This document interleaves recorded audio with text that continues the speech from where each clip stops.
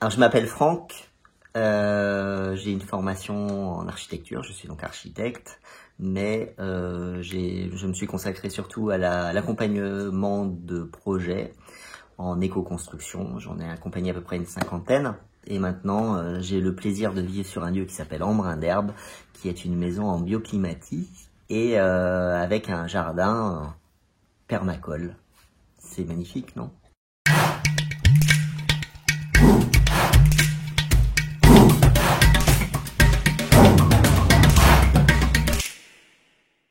Donc là, on est dans ton salon. Je sais pas si je peux te tourner un tout petit peu, avoir la partie intéressante avec tes... J'ai rien rangé. On voit... c'est beau quand même, hein. C'est beau les couleurs. On voit les tableaux du voyage. Donc voilà, on voit tout le salon avec tout l'arrondi qui est en terre-paille. Donc pour faire un salon très lourd, avec beaucoup de masse, beaucoup d'inertie, puisqu'il se retrouve derrière les baies vitrées. Et les baies vitrées permettent de faire rentrer donc le soleil en hiver qui va très loin, et donc qui va chauffer à la fois le sol et les banquettes en terre-paille. Et ça nous permet d'accumuler encore de l'inertie, comme on disait hier soir. Dans cette maison, on doit avoir 25 tonnes de terre, dans celle-ci, ici. On a 25 tonnes de terre. On a déplacé 25 tonnes de terre. Je l'ai pas fait tout seul avec mes petits bras. Je l'ai fait avec une équipe de kinés, ça tombe bien, c'est des kinés en plus. Comme ça, on se faisait des papouilles après le soir. Mais donc par exemple le mur du fond, qui est derrière toi là-bas, qui semble être un mur en bois, est un mur de refend, donc ça veut dire que c'est un mur porteur. Et lui, comme il sépare deux espaces qui sont chauffés, il n'est pas isolé, mais au contraire, on lui apporte de l'inertie, et lui aussi, il est rempli de terre. Il est rempli de terre. Alors ça, on a fait ça, voilà, pour l'anecdote, avec un grand jour de grande tempête. Et la terre, elle est damée par le haut, et on glissait, en fait, on coulait la terre humide par le haut, on la damait. Et donc ça, c'est toujours dans le but d'accumuler les endroits de stockage, alors à la fois dans les enduits qui vont faire à peu près, on va dire entre 2 et 5 cm d'épaisseur, ce mur de refend qui fait 14 cm,5 d'épaisseur de proportion de terre, et puis tous les cloisonnements que tu vois au fond, les cloisonnements de la salle de bain, peut-être tout à l'heure tu iras filmer la salle de bain.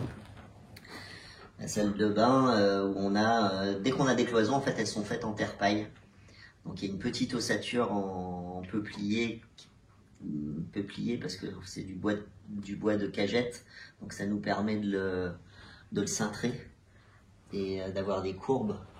Et ensuite on vient avec une espèce de clipser des hues en terre-paille dessus. Bon, le lit, arrête. Le lit, ça n'intéresse pas les histoires de la maison. Voilà. Le sol ici aussi, c'est une dalle de terre sous le coco. En fait, on avait une dalle de terre. Au début, on voulait faire une finition. Il a été pendant longtemps avec une finition terre, mais avec les chiens, ça finit par avoir le dessus des sols en terre. Donc, on a mis le coco.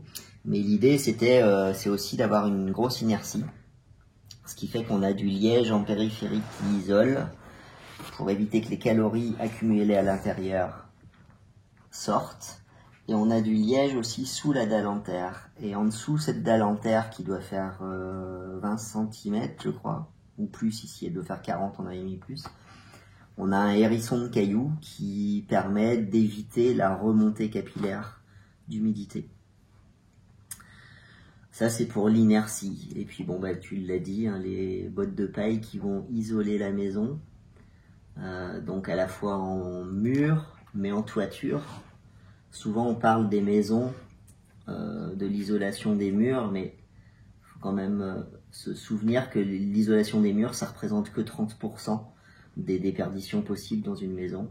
C'est 70% d'une maison perd son énergie par le toit. Donc si on fait des super murs et qu'on fait un toit pas isolé, ça sert à rien. Il faut mieux faire l'inverse. Donc ici, le toit est isolé en paille. Et cette maison, ce qu'elle a de particulier, c'est qu'elle a un toit végétal épais. C'est pas de la petite végétalisation vendue dans le commerce là qui fait une petite épaisseur. Là, c'est une grosse végétalisation. C'est de l'herbe avec de la terre. Ça nous permet d'avoir en dessous un espace ventilé et en dessous on a l'isolation. Ça veut dire qu'on a un plafond qui est très épais, qui fait 35 cm d'épaisseur, plus 7 de ventilation, plus 15 de complexe étanchéité plus terre. Et l'avantage de ce truc-là, c'est que ça nous permet d'avoir une maison qui est très insonorisée. Ici, en zone de tempête, c'est très agréable. On a une maison qui est insonorisée parce qu'on est comme une taupe, on est sous la terre. Et puis, il y a une autre chose, c'est que l'été, toute cette surface de toit ne chauffe pas, puisque on a la terre qui, elle, chauffe, mais en dessous, c'est ventilé, et donc la maison, elle est comme si elle était sous son ombre, en fait. Donc ça nous permet d'avoir une maison qui reste fraîche en été. Sachant qu'ici en Bretagne, nous on a fait le choix de n'avoir aucune protection solaire. Sur internet, souvent on voit des exemples avec des grandes protections solaires, comme on a pu le faire sur des projets plus au sud, dans des climats plus chauds. Ici, au contraire, par exemple, cette baie vitrée, elle est au sud-ouest, donc elle prend énormément les entrées solaires, y compris l'été, elle prend un peu, mais c'est pas grave. Dans une maison en Bretagne, on préfère avoir à ventiler un peu, plutôt que d'avoir à chauffer en fait. Donc on préfère vivre les fenêtres ouvertes. Et puis on parlait de l'inertie. L'inertie c'est bien pour capter les calories, mais finalement c'est aussi l'inertie qui nous permet d'avoir une maison pas trop chaude l'été. C'est le principe de la cave qui est pas bien pour le vin. C'est une cave qui est à 20 degrés. Quand on a des clients, on leur propose de faire surtout pas comme on a fait, mais ça c'est assez souvent le cas. C'est-à-dire que nous, par exemple, on est vraiment le pire des exemples. On a modifié le projet complètement en cours. Donc, ce que tu disais par rapport à l'arrière de la maison, ben, c'est le cas. L'arrière de la maison, au début, ça devait être un garage et un atelier. Ah oui. Et c'est pour ça que... Donc la zone qu'il y a là, boisée, quoi. La zone arrière, en fait, qui est maintenant, ouais. en fait, c'est 2 chambres plus un dressing. Pourquoi ? Parce qu'on a décidé... pendant le projet, on a décidé finalement de ne pas le faire sur 2 niveaux la maison, mais sur un seul. Du coup, ça voulait dire que l'arrière devenait habitable, et ça voulait dire qu'on n'avait pas encore assez d'espace. Et c'est pour ça qu'on a créé cet arrondi devant. Donc on a complètement changé le projet, mais sachant qu'on avait déjà fait la dalle, et qu'on avait déjà construit contre la route pour pouvoir stabiliser la route et commencer à construire notre bâtiment qui était...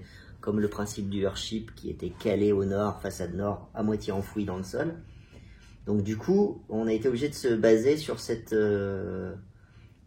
existant, même s'il n'était pas vieux, pour pouvoir modifier et faire évoluer le projet. Tout ça parce que à côté, je faisais des chantiers de maisons sur 2 niveaux et que je trouvais ça tellement pénible de monter, de construire sur 2 niveaux ça a une implication sur l'effort physique qui est énorme. Parce que quand on travaille à la main, ben, un saut de terre au sol, si c'est à l'étage, ben, faut le monter, quoi. C'est tout simplement ça. Donc finalement, pour moi, pour chez moi, j'avais pas envie de m'embêter, j'avais envie de tout faire au rez-de-chaussée. Parce que je voulais pouvoir aussi le faire seul si j'avais besoin, et non pas avoir à monter et descendre les sauts. Donc on a finalement l'arrière qu'on a dû isoler un peu, alors que c'était pas du tout prévu au départ que ça soit isolé. Donc on a été obligé d'isoler, on a isolé par l'intérieur en liège et en paille. En liège parce que ça, forcément, on risquait d'avoir des points de rosée dans notre isolation. C'est-à-dire des accumulations d'eau en fait entre les parois, et donc on avait mis du liège et à l'intérieur on a mis de la paille. Pourquoi pas du liège? Pour une question d'argent tout simplement. Mais finalement, cette arrière-là est pas super bien isolée. Ça fonctionne parce qu'il est enterré, parce que c'est enterré, mais c'est pas la partie la plus. Disons que si je faisais le projet en dessin, j'isolerais pas comme ça sur mon dessin. La même chose pour le mur de refend, qui devait être un mur isolé, est devenu un mur d'inertie, donc on l'a rempli en terre plutôt qu'en isolant. Voilà, on a cherché à transformer ce mur en bois en inertie. T'as quel poids au sol quand t'as un mur pareil avec de la terre dedans, plus ou moins?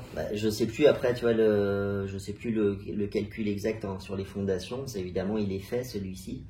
On va compter un mètre cube de terre. Alors évidemment, ça dépend de quel type de terre, comment c'est damé et tout ça. Mais ça va être autour d'une tonne 2 par mètre cube. Donc ça permet de faire les calculs après.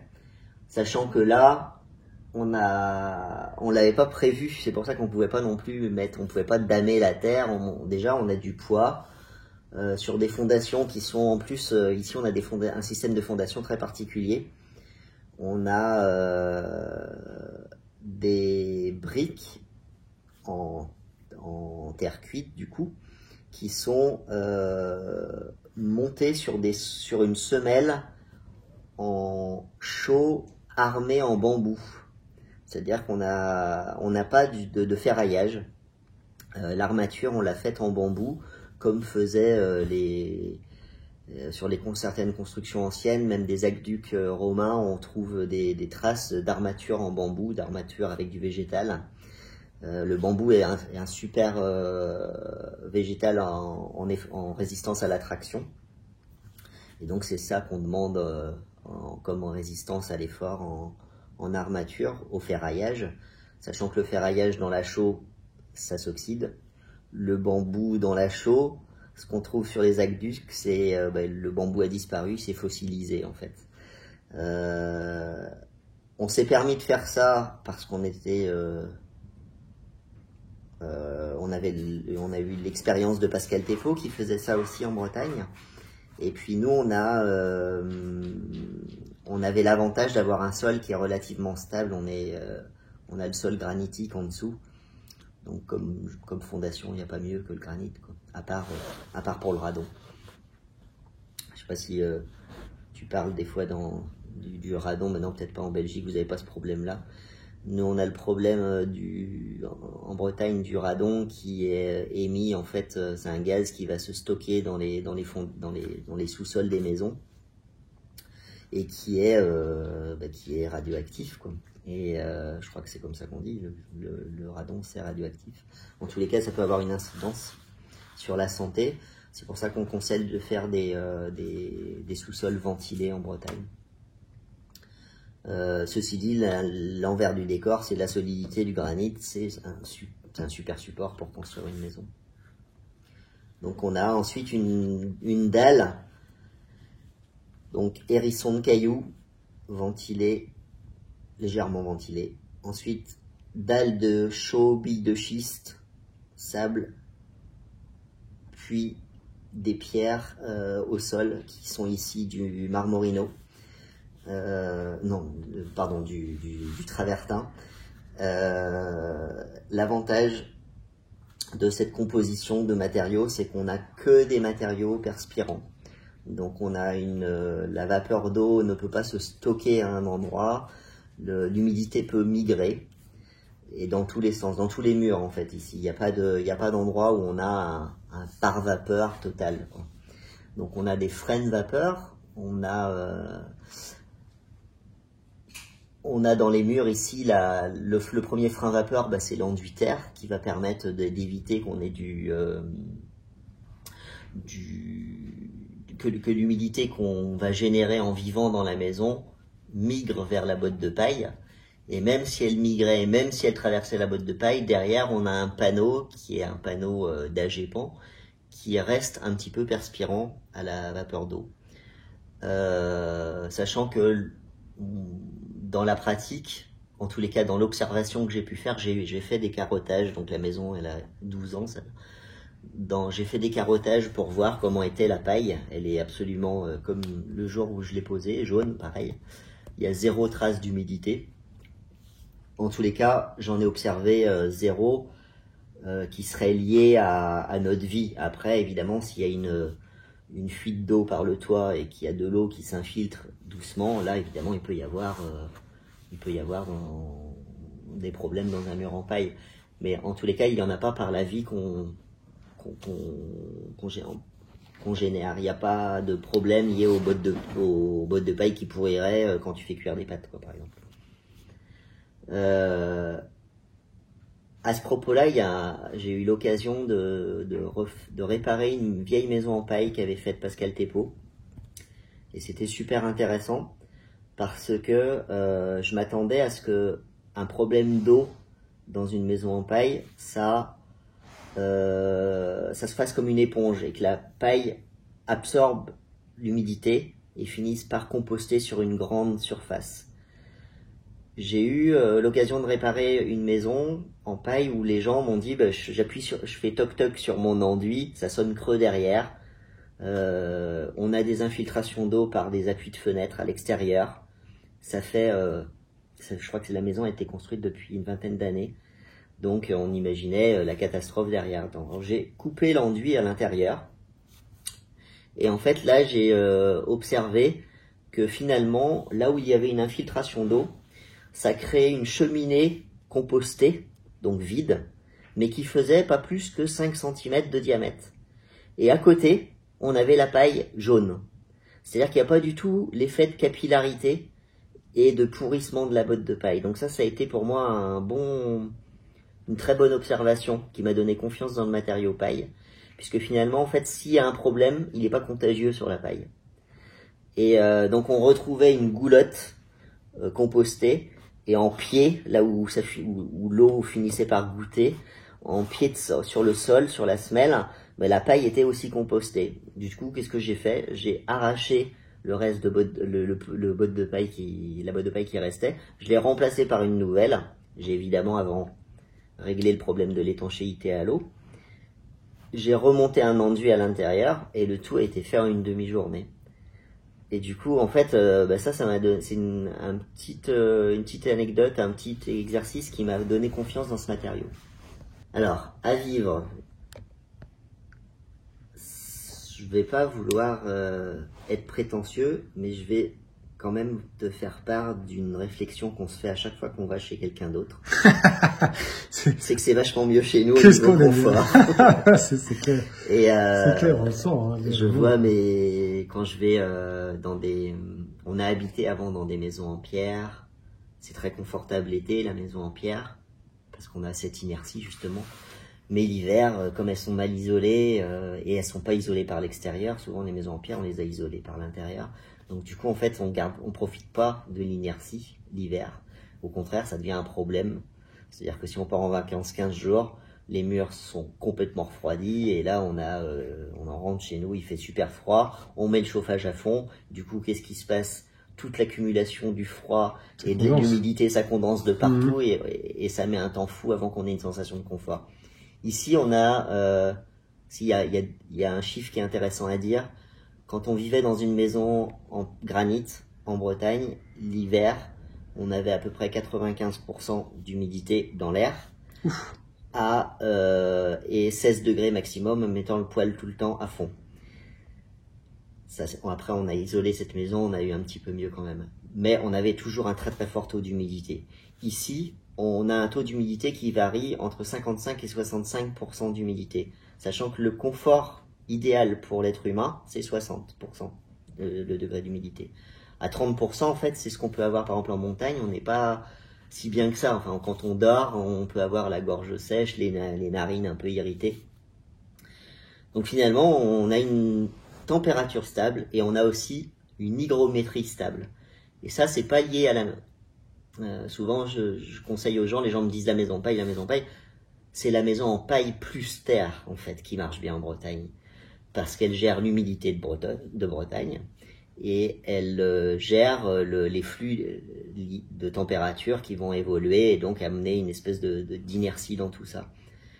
Si on habite En montagne, en Autriche, la problématique est différente. Il fait beaucoup plus froid à l'extérieur, on n'a pas les problèmes de vent, on a moins les problèmes d'humidité, donc la problématique elle est complètement différente. Donc là, je dirais peut-être que en montagne, en Autriche, l'importance du paramètre inertie est moindre que chez nous. Chez nous, on a vraiment l'humidité qui peut te donner une sensation de mauvais confort dans la maison, et qu'ici on n'a pas. Voilà, je peux m'adosser à ce mur-là, j'aurais pas une sensation désagréable. Je m'adosse à un mur en granit, j'ai une sensation désagréable, je vais me choper la crève, quoi.